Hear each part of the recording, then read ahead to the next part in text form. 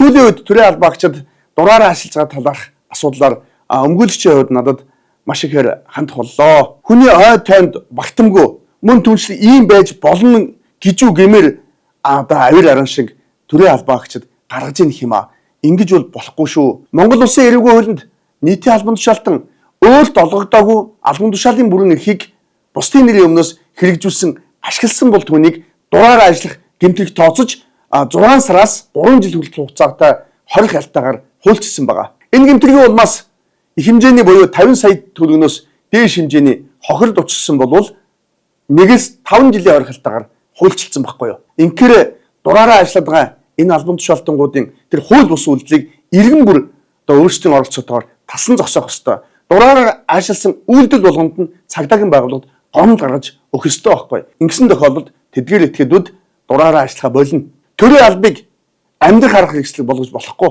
Төрийн алба бол иргэддээ үйлчлдэг үйлчлэгийн алба байхгүй юу. Тэгэхээр дураараа ажилладаг нөхдүүд шорондоо яваад сэтгэлдээ нөхдүүд нь төрдөө үлдэж иргэддээ үйлчлэх ёстой. Ийм л учиртай байгаа.